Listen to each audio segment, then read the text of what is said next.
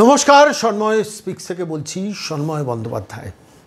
গতকাল আপনাদের এই পর্বে প্রতিবেদন করেছিলাম গজা কেলেঙ্কারি, দীঘার গজা কেলেঙ্কারি, মমতার গজা কেলেঙ্কারি।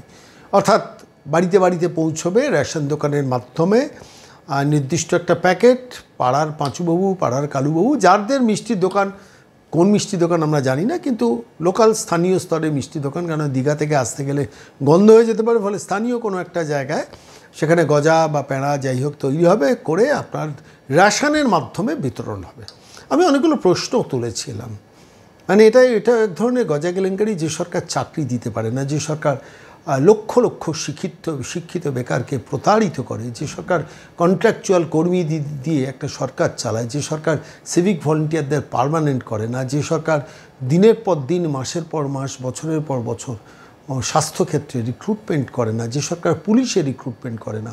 আমি দেখেছিলাম স্বাস্থ্যক্ষেত্রে নার্সিং স্টাফ, ডাক্তার, স্বাস্থ্যকর্মী মিলিয়ে প্রায় 52,000 পোস্ট ফাঁকা।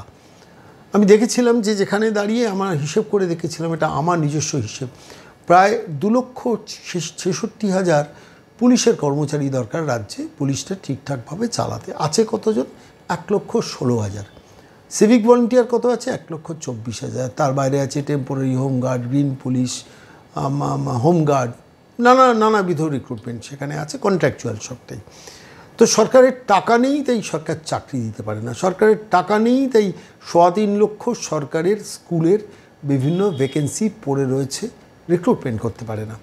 সেই সরকার আপনার বাড়িতে 2026-এ ভোটকে মাথায় রেখে রেশন দোকানের মাধ্যমে পাড়ার কালুবাবু, পাড়ার চাঁদুবাবুর দোকান থেকে ওই গজা প্যাঁড়া তৈরি করে সেইটা শেষ পর্যন্ত আপনার বাড়িতে পৌঁছবে। সেটাই নাম দিয়েছিলাম গজা কেলেঙ্কারি গতকাল। আমি আজকে গজা কেলেঙ্কারি পার্ট 2 করছি। আপনারা চমকাচ্ছেন না, আবার কি গজা নিয়ে সন্মাবাবু এলেন? না, এলাম না, এটা গজা নিয়ে নয়, কিন্তু দীঘার গজা কেলেঙ্কারি এই কারণে, দীঘার যে মন্দির হয়েছে, সেই মন্দির, সেখানে বহু মানুষের জমি সরকার নিয়েছে।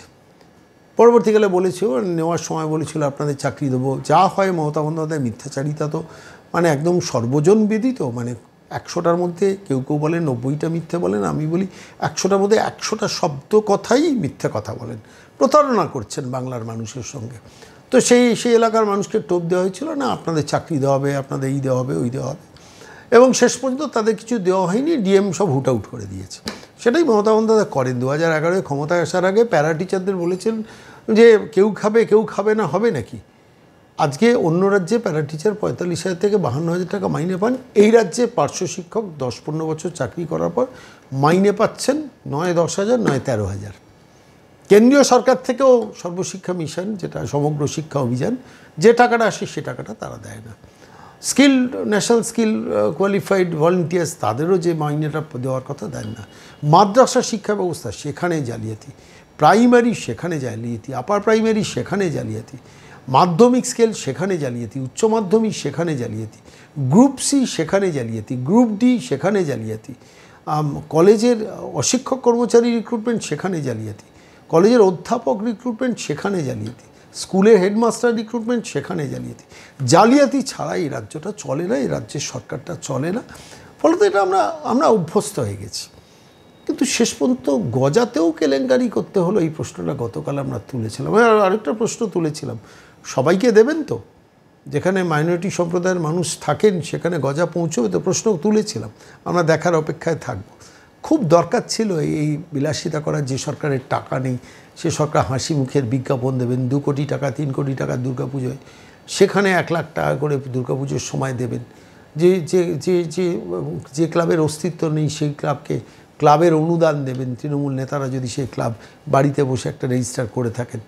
ফলে এইভাবেই চলছে রাজত্বটার।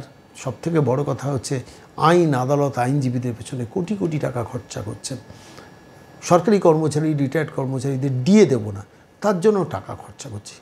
বিভিন্ন পঞ্চায়েত, পুরসভা, জেলা পরিষদ আন্ডার থেকে হাজার কয়েক লাখ কন্ট্রাকচুয়াল কর্মী, তাদের পার্মানেন্ট করবো না। সিভিক ভলেন্টিয়ারদের কিছুতেই কনস্টেবল পদে উত্তীর্ণ করবো না। ঠিক সেই সময়ে দাঁড়িয়ে এখন গজার জন্য ইনভেস্টমেন্ট গতকাল বলেছিলাম। আজকে আপনাদের দেখাবো একটা ভিডিও আমাদের হাতে এসছে। ওই দীঘার মন্দির যেখানে তৈরি হয়েছে, যাদের কাছ থেকে জমি নেওয়া হয়েছে, তাদের কথা দিয়েছিলেন মমতা বন্দ্যোপাধ্যায় যে চাকরি দেবো, চাকরি দেবো। তারা বলছেন, আমি বলছি না। সে ভিডিওটা ভাইরাল হয়েছে, আমি ভিডিওটা আপনাদের কাছে দেখাবো, যেখানে বলছেন চাকরি দেবো, কিন্তু আলটিমেটলি তাদের চাকরি দেয়নি। তারা এবার ক্ষেপে উঠেছেন, তারা ফুঁসে উঠেছেন, বলে জেলা শাসক সব কিছু করবেন নাকি? জেলা শাসককে দিয়ে তো মমতা বন্দ্যোপাধ্যায় এই কারবারটা করেন। তৃণমূলকে একটু আড়ালে রেখে দেন, তার কারণ তৃণমূলকে সামনে রাখলে তো তৃণমূলকে চেপে ধরবে। এই গরিব মানুষ, এই হতভাগ্য মানুষরা কি করেছেন দীঘার মাটিতে সেটা দেখুন। অর্থাৎ এটারও নাম দিয়েছি আমরা গজা কেলেঙ্কারি পার্ট 2, এবং অবশ্যই খেয়াল রাখবেন, নজর রাখবেন, আমরা গজা কেলেঙ্কারি পার্ট 3ও নিয়ে আসবো আপনাদের কাছে। কিন্তু আপাতত চলুন দীঘার মাটিতে মন্দিরের সামনে দাঁড়িয়ে লোকজন কি কথা বলছেন শুনুন।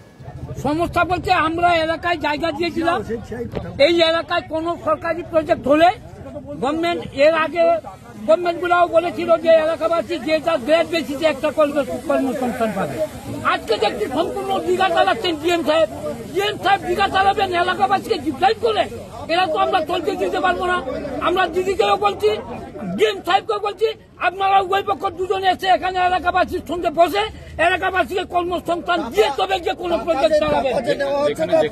যেখানে বলা হয়েছিল, মুখ্যমন্ত্রী বলেও তো ছিলেন যে বললেন স্থানীয় মানুষকে কর্মসংস্থান দেবেন, দোকানদার করতে জায়গা দেবেন। অথচ কিভাবে ডিএম সাহেব এলাকার কোনটা আজকে বিপ্লবীর দাস নাকি তাকে দিয়ে গোটা এলাকা চালাচ্ছেন। আমরা এলাকাবাসী হিসাবে এটাকে কোনোদিন বরদাস্ত করবো না। দরকার পড়লে মুখ্যমন্ত্রী এসে আমাদের এলাকাবাসীর সঙ্গে বসুন। কি অন্যায় এগুলা? ডিএম সাহেব কি ভেবেছেন কোন দাসকে দিয়ে কোনো জিনিস চালাবেন?